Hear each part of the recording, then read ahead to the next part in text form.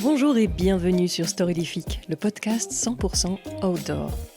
Dans cet extrait de l'épisode 75 avec Jessica Horn, la sœur cadette d'Annika, que tu as entendu dans l'épisode 59 et la fille de Mike, qu'on ne présente plus, je t'ai sélectionné 2 extraits où elle parle de son rapport avec celui-ci, car je le sais bien, je te connais, tu adores entendre parler de Mike Horn, et dans cet épisode, tu pourras découvrir aussi davantage Jessica et son parcours bien à elle.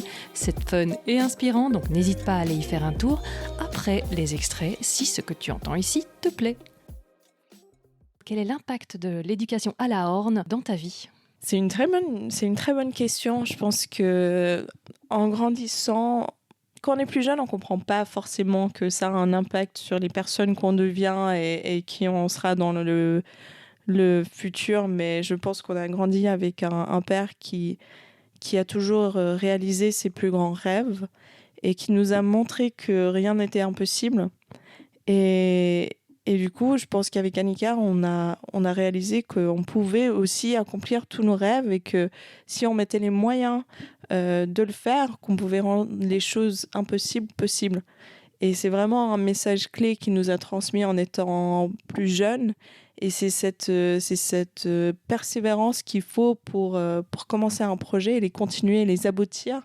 On a toujours eu cet exemple-là à travers les expéditions de notre père et la vie de notre père. Et du côté de notre mère qui nous a éduqués et qui nous a fait grandir, elle nous a transmis toujours cette humilité et cette gentillesse et générosité, le côté humain et l'importance humaine des relations, des connexions. Et je pense que il faut avancer sur ses rêves, mais tout en restant humble et réaliste. Et je pense que c'était un beau mélange des deux. C'est de rêver grand et notre père nous donnait les ailes et notre mère, elle nous gardait quand même les pieds sur terre. Donc c'était un bon équilibre entre les deux avec nos parents.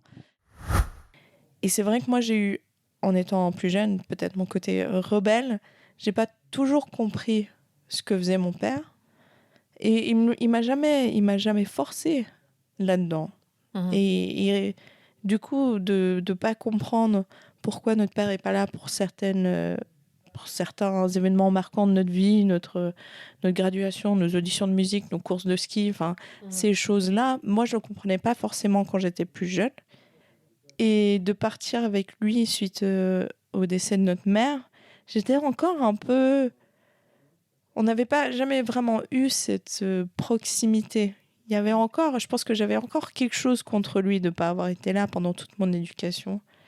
Mais c'est vraiment de pouvoir partir avec lui. Donc moi, j'étais pas trop aventure non plus, beaucoup moins qu'Annika.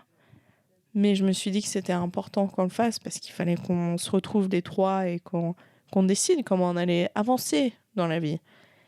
Et de partir avec lui, bon déjà, il y a le voyage pour arriver au camp de base du K2 qui est 7 jours de marche sur le Karakoram Highway. Ouais, exact. Et c'est difficile et déjà tu dois faire tout ce voyage intérieur pour y arriver et d'arriver sur place et de le voir, je sais pas, c'était juste un moment, tu ouvres ta tente le matin, il est là, il a les étoiles dans les yeux, tu vas te coucher le soir, il est encore là. Et il regarde le K2, il a les étoiles dans les yeux. Et c'est à ce moment-là qu'il y a tout qui a fait sens. Si cela t'a plu, on se retrouve pour la version complète dans l'épisode 75. N'hésite pas à en parler à un ami ou à un inconnu pour les plus audacieux. Vos recommandations sont ce qui aide le plus le podcast, et c'est tant mieux. Tu peux t'abonner à la newsletter ou aux réseaux sociaux de Storylifique, tout est repris dans les notes. Tu peux aussi écrire un avis sur ta plateforme d'écoute, les recommandations ici aussi aident beaucoup le podcast à se faire connaître. Et quoi que tu fasses aujourd'hui, fais-le bien. À bientôt.